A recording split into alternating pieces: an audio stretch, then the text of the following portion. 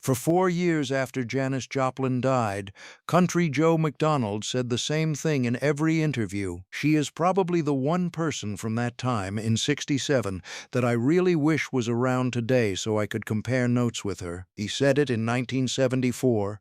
He said it in 1987. He said it in 2007, standing outside the apartment building on Lyon Street in San Francisco, where they had lived together for 3 months in the summer of love. He said it for 55 years. Country Joe McDonald died on March 7, 2026.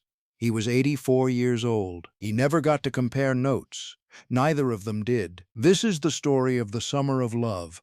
A small apartment on Lyon Street, a dog named George, and two musicians who were briefly something to each other that they both carried for the rest of their lives. Early 1967. San Francisco.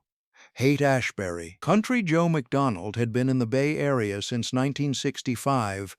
He had come from El Monte, California, the son of a man from Oklahoma named for Joseph Stalin by his communist sympathizer parents, raised in the specific working-class California that produced a certain kind of politically serious young person in the 1960s. He had started Country Joe and the Fish in 1965. The band had already recorded I Feel Like I'm Fixin' to Die Rag, the anti-Vietnam protest song that would make him famous, and was performing constantly at the Fillmore and the Avalon Ballroom and everywhere that San Francisco music happened. In early 1967, he met Janis Joplin. She had just joined Big Brother and the holding company. She was 24 years old. She was not yet famous. She was a girl from Port Arthur, Texas, who had found her way to San Francisco and was beginning to understand what her voice could do.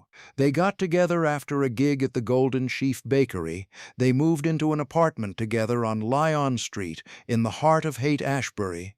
They lived there for about 3 months, and for 3 months in the spring of the summer of love, two of the most important voices in the San Francisco scene led an entirely ordinary life. The ordinary life. Janis had a small dog named George. She and Joe would take George for walks up and down the Haight, from their apartment to the corner of Haight and Ashbury, down the block, past the Victorian houses that were renting for $25 a month, through the community that was forming in real time around them. They would see Freewheelin' Frank, a well-known figure in the Hells Angels. They would see Myra, an old girlfriend of Janis's. They would stop somewhere for a beer. They would walk up to Golden Gate Park to Hippie Hill, where people gathered and music happened and the specific outdoor community of Haight-Ashbury expressed itself in the afternoon. They did not make music together.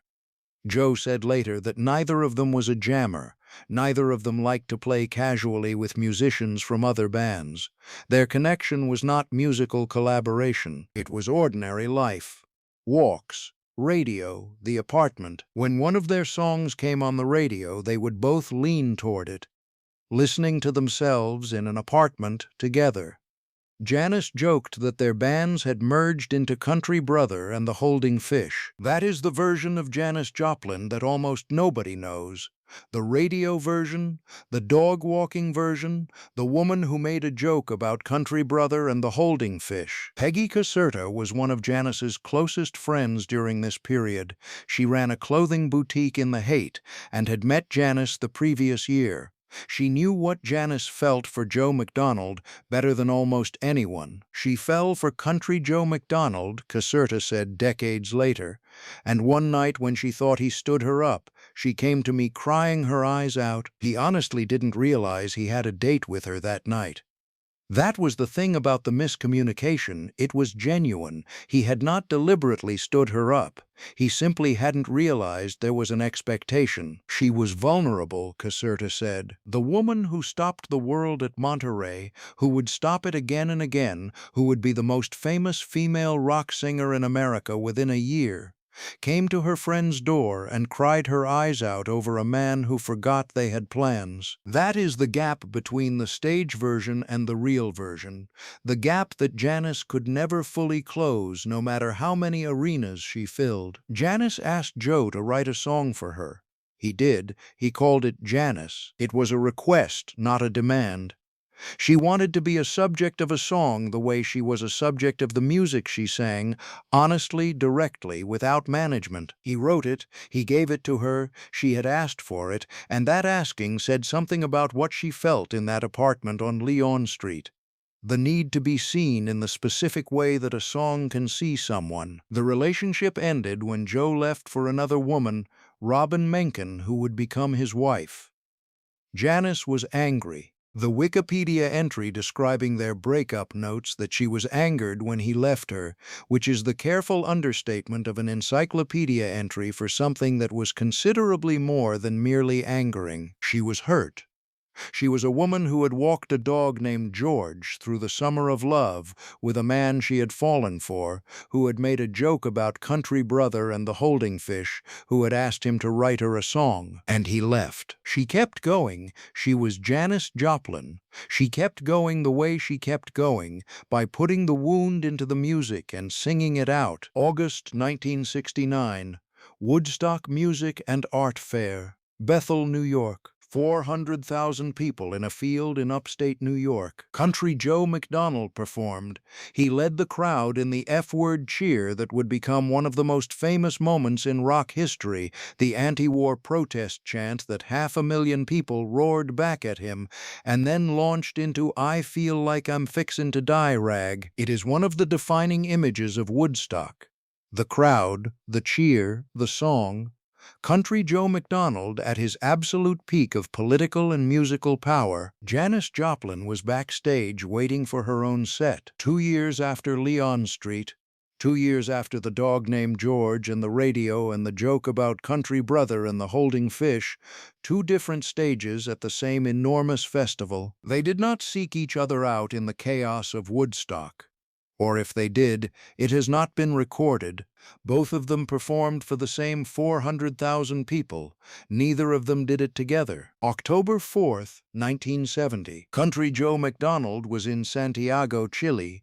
He was producing the music for a left-wing film directed by Saul Landau and Nina Serrano and Raul Ruiz.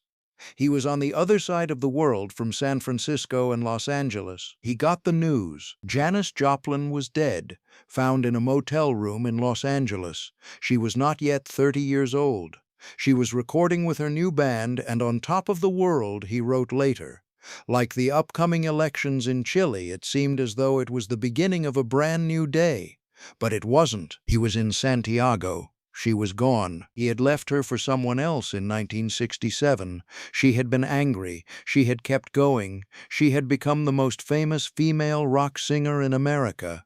And now she was gone. From Santiago, with the political history of Chile about to change and the music film he was working on about to be overtaken by events, he processed the loss of the person he had walked a dog with on the Haight-Ashbury streets 3 years earlier. She is probably the one person from that time I really wish was around today so I could compare notes with her. He said it for the first time shortly after she died.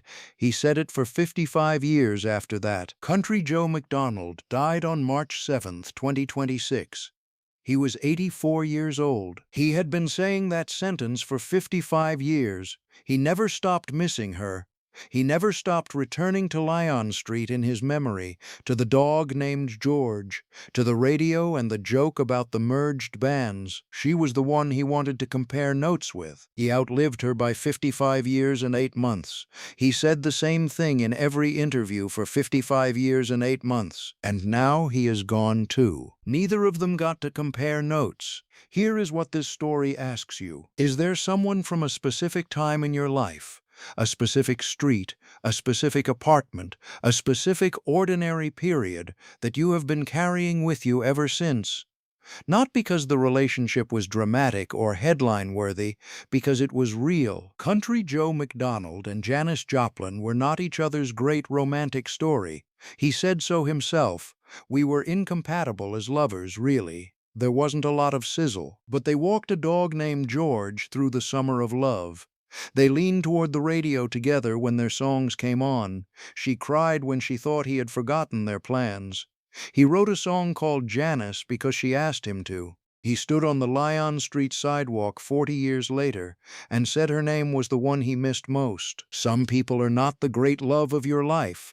They are the person you walked the dog with, the person who was there for the ordinary version of you, the person you would want to compare notes with if only you could. Janis Joplin died in 1970. Country Joe McDonald died in 2026. For 55 years, he was the one who remembered the dog named George. Now both of them are gone. But the summer of love happened. Lyon Street happened.